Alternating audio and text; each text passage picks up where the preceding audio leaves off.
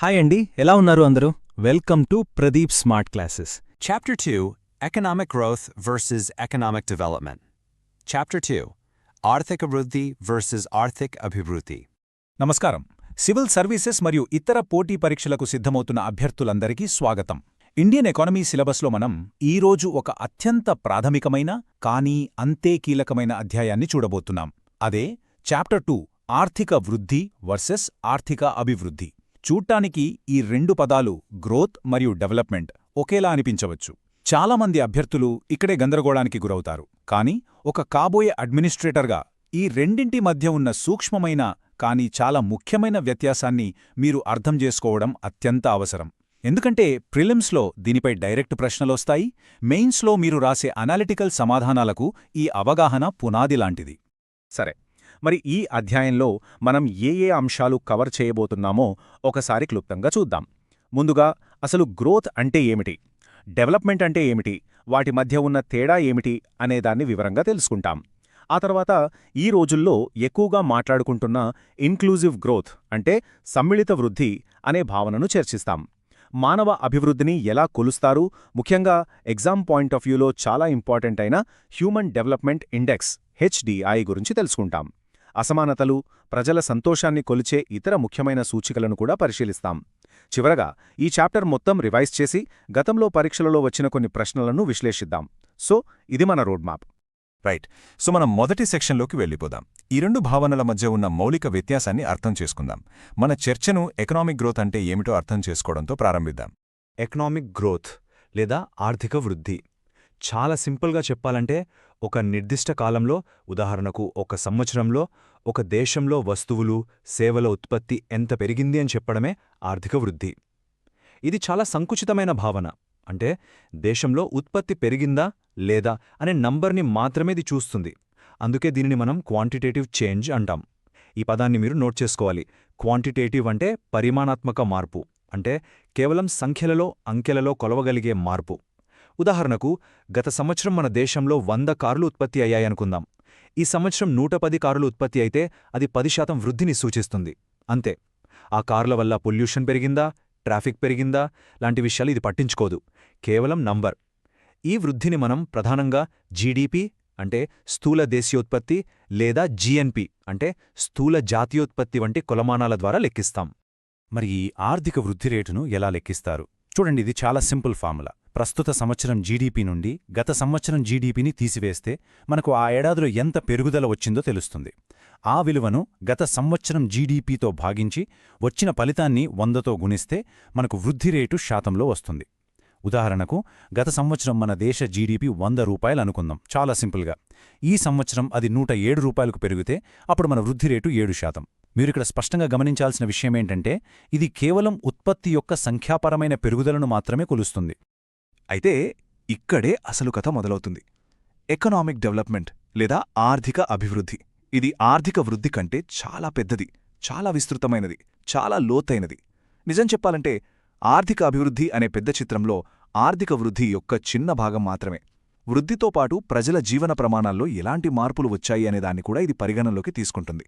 అంటే దేశ జీడీపీ పెరిగింది సరే, కానీ పేదరికం తగ్గిందా, ప్రజల ఆరోగ్యం మెరుగుపడిందా, అందరికీ చదువుకునే అవకాశం దొరుకుతుందా, స్త్రీ పురుషుల మధ్య సమానత్వం పెరిగిందా, ఆదాయ అసమానతలు తగ్గాయా, ఈ ప్రశ్నలన్నిటికీ అవును అనే సమాధానం వస్తే అప్పుడు మనం అభివృద్ధి చెందుతున్నట్లు. అందుకే దీన్ని మనం క్వాలిటేటివ్ చేంజ్ అంటాం. క్వాలిటేటివ్ అంటే గుణాత్మక మార్పు, ప్రజల జీవిత నాణ్యతలో వచ్చే మార్పు. సో ఇక్కడ మీరు గుర్తుంచుకోవాల్సిన కీలకమైన వాక్యం ఒకటుంది.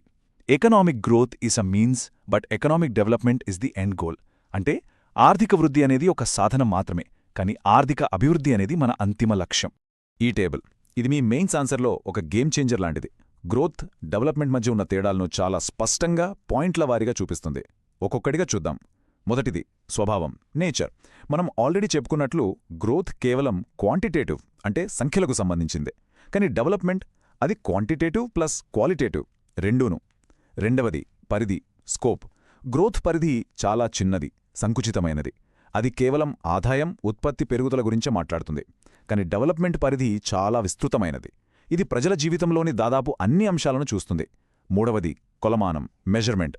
గ్రోత్ని మనం జీడీపీ, GNPలతో కొలుస్తాం.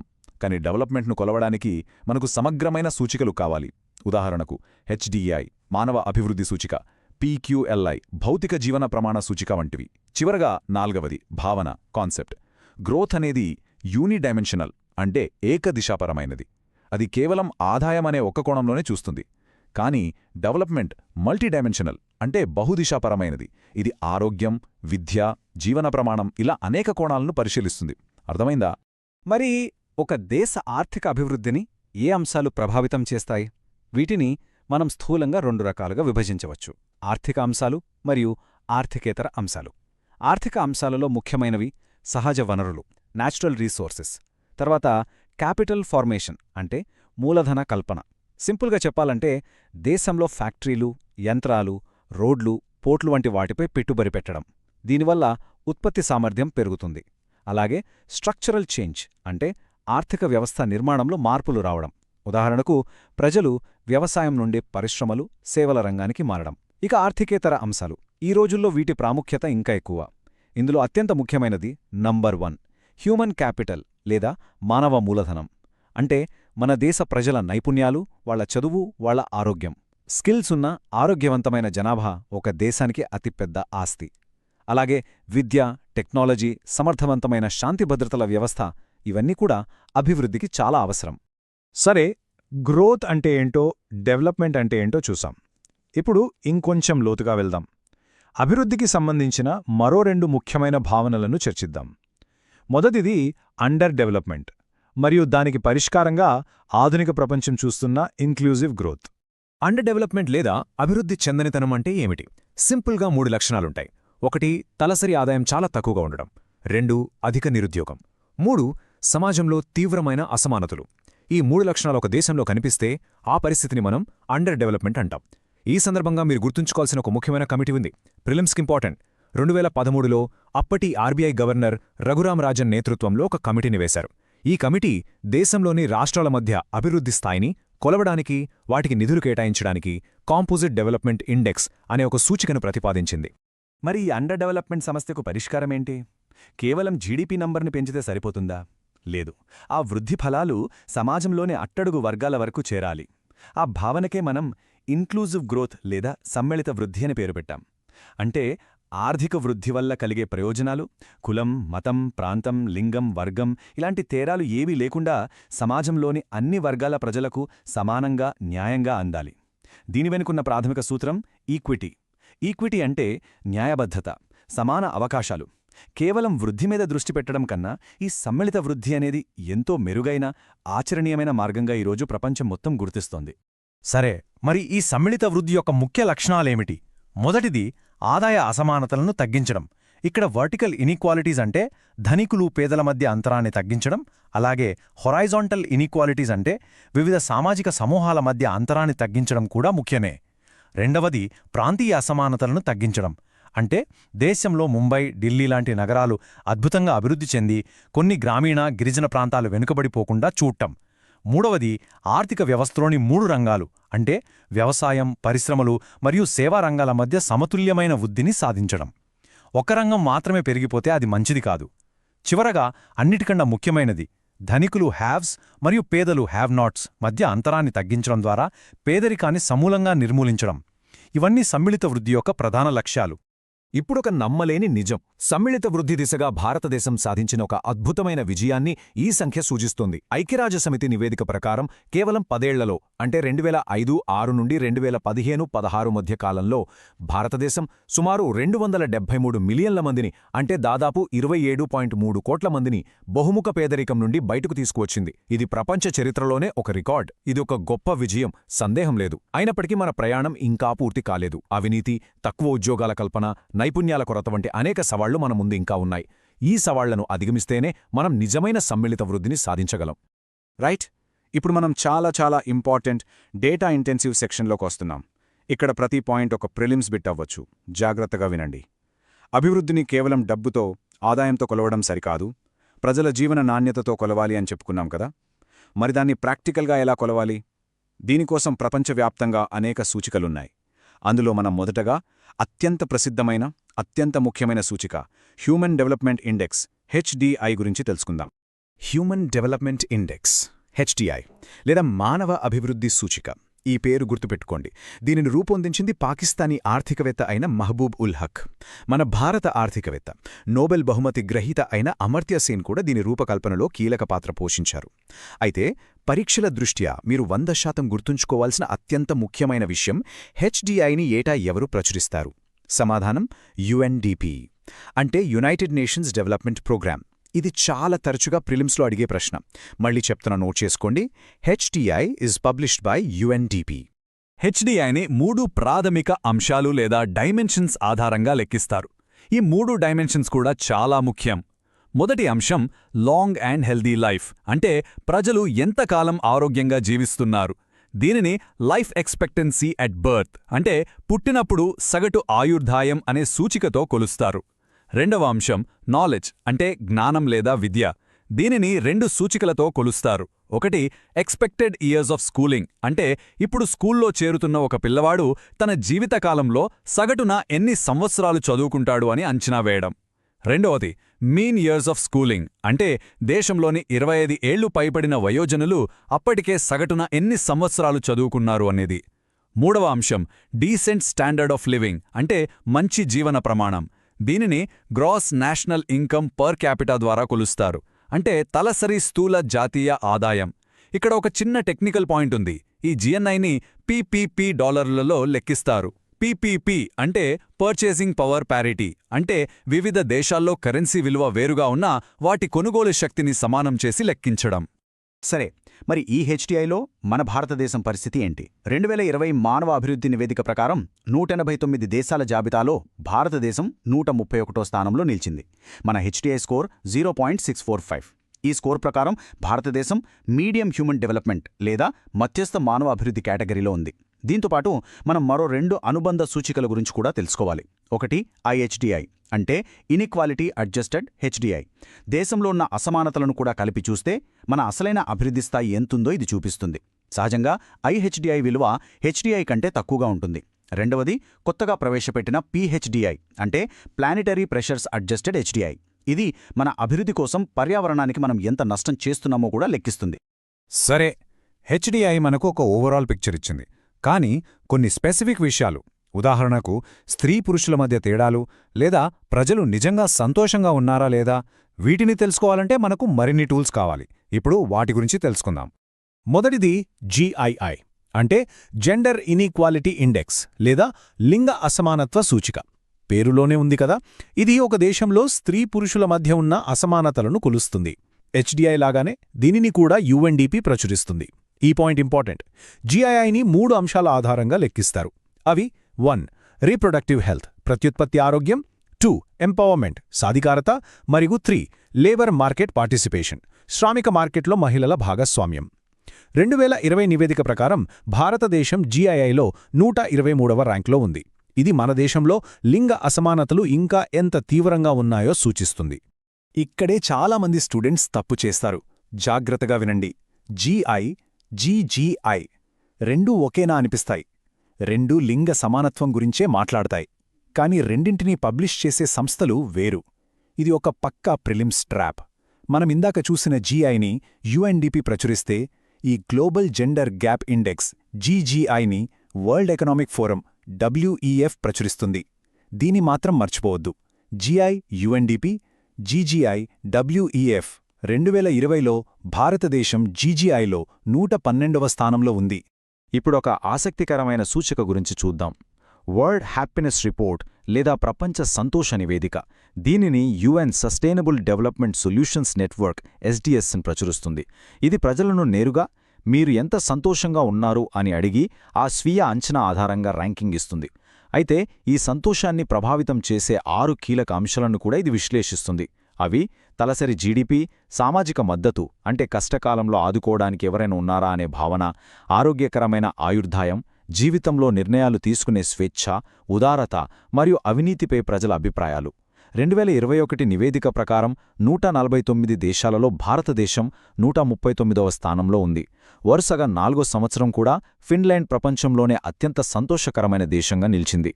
హెచ్డిఐ, జిఐ, జిజిఐ మరియు హ్యాపీనెస్ రిపోర్ట్ ఇవి చాలా ముఖ్యమైనవి. వీటితో పాటు మనం తెలుసుకోవాల్సిన మరికొన్ని ఇతర సూచికలు మరియు వర్గీకరణలు కూడా ఉన్నాయి. వాటిని ఇప్పుడు సంక్షిప్తంగా చూద్దాం. ఈ అద్భుతమైన వాక్యం చూడండి. స్థూల జాతీయోత్పత్తి జిఎన్పి కంటే స్థూల జాతీయ సంతోషం జిఎన్హెచ్ ముఖ్యం అని భూటాన్ 4వ రాజు జిగ్మే సింగే వాంగ్చుక్ అన్నారు. ఈ అద్భుతమైన భావన నుండే గ్రాస్ నేషనల్ హ్యాపీనెస్ జిఎన్హెచ్ పుట్టింది. ఇది అభివృద్ధిని కేవలం డబ్బు, వస్తువుల కోణంలో కాకుండా ఆధ్యాత్మిక, సాంస్కృతిక, పర్యావరణ కోణాలలో కూడా చూస్తుంది. జిఎన్హెచ్కు 4 మూల స్తంభాలున్నాయి: సుపరిపాలన, స్థిరమైన మరియు సమానమైన అభివృద్ధి, సాంస్కృతిక పరిరక్షణ మరియు పర్యావరణ పరిరక్షణ. దీనితో పాటు మనం OECD వారి బెటర్ లైఫ్ ఇండెక్స్ మరియు కాస్త పాతదైన physical quality of life index PQLI గురించి కూడా తెలుసుకోవాలి. ఇది కూడా పరీక్షల దృష్ట్యా చాలా ముఖ్యమైన వర్గీకరణ. ప్రపంచ బ్యాంక్ దేశాలను వాటి తలసరి ఆదాయం ఆధారంగా 4 వర్గాలుగా విభజిస్తుంది. ఈ నంబర్స్ని మీరు గుర్తుపెట్టుకోవాలి. 1005 అమెరికన్ డాలర్ల కంటే తక్కువ తలసరి ఆదాయం ఉంటే లో ఇన్కమ్ దేశాలు, 1006 నుండి 3995 మధ్య ఉంటే లో మిడిల్ ఇన్కమ్ దేశాలు, 3956 నుండి 12235 మధ్య ఉంటే అప్పర్ మిడిల్ ఇన్కమ్ దేశాలు, 12235 కంటే ఎక్కువ ఉంటే హై ఇన్కమ్ లేదా అభివృద్ధి చెందిన దేశాలు. మరి మన భారతదేశం ఏ కేటగిరీలోకొస్తుంది? భారతదేశం లో మిడిల్ ఇన్కమ్ కేటగిరీలో ఉంది. ఈ పాయింట్ను మీరు ఖచ్చితంగా గుర్తుపెట్టుకోవాలి. సరే, ఇప్పటిదాకా మనం ఈ అధ్యాయంలోని కాన్సెప్ట్, డేటా అన్ని వివరంగా చూశాం. ఇప్పుడు అసలైన విషయం, దీన్ని మనం ఎగ్జామ్లో ఎలా ఉపయోగించుకోవాలి? ఈ చివరి విభాగంలో మనం ఒక క్విక్ రీక్యాప్ చేసి గతంలో అడిగిన కొన్ని ప్రశ్నలను విశ్లేషిద్దాం. Okay, ready? ఒక ర్యాపిడ్ ఫైర్ రివిజన్. ఈ చాప్టర్ మొత్తం నుంచి మీరు ఖచ్చితంగా గుర్తుంచుకోవాల్సిన 5 పాయింట్స్. నంబర్ 1, గ్రోత్ అంటే క్వాంటిటేటివ్, జీడీపీతో కొలుస్తాం. డెవలప్మెంట్ అంటే క్వాలిటేటివ్, ప్రజల జీవన నాణ్యతకు సంబంధించింది. నంబర్ 2, ఇంక్లూసివ్ గ్రోత్ యొక్క లక్ష్యం వృద్ధి ఫలాలు సమాజంలోని అందరికీ చేరాలని నిర్ధారించడం. నంబర్ 3, HDI మరియు GII ఈ రెండింటినీ ప్రచురించేది UNDP, చాలా ముఖ్యం. నంబర్ 4, GGGIని ప్రచురించేది వరల్డ్ ఎకనామిక్ ఫోరం WEF, ఈ రెండిటి మధ్య తేడాను గమనించాలి. నంబర్ 5, ప్రపంచ బ్యాంక్ వర్గీకరణ ప్రకారం భారతదేశం ఒక లో మిడిల్ ఇన్కమ్ దేశం. అభివృద్ధి సూచికలలో మనం ఇంకా చాలా దూరం ప్రయాణించాల్సి ఉంది. ఇప్పుడు ఒక ప్రీవియస్ ఇయర్ క్వశ్చన్ చూద్దాం. ఇది UPSC ప్రిలిమ్స్ 2013లో అడిగారు. ప్రశ్న: X అనే దేశంలో ఆర్థిక వృద్ధి తప్పనిసరిగా సంభవిస్తుంది. ఎప్పుడు? మనం ఆప్షన్స్ను ఒక్కొక్కటిగా ఎలిమినేట్ చేద్దాం. A, ప్రపంచ ఆర్థిక వ్యవస్థలో సాంకేతిక పురోగతి ఉంటే ఇది సహాయపడవచ్చు, కానీ దానివల్ల X దేశంలో వృద్ధి వస్తుందనే గ్యారంటీ లేదు, సో ఇది కాదు. B, Xలో జనాభా పెరుగుదల ఉంటే జనాభా పెరుగుదల ఒక్కోసారి వనరులపై ఒత్తిడి పెంచి వృద్ధికి ఆటంకం కూడా కావచ్చు, సో ఇది కూడా కాదు. D, ప్రపంచంలో వాణిజ్యం పెరిగితే ఇది కూడా సహాయపడొచ్చు, కానీ ఇది కూడా తప్పనిసరి కాదు. ఇక ఆప్షన్ C చూడండి. There is capital formation in X, అంటే X దేశంలో మూలధన కల్పన జరిగితే.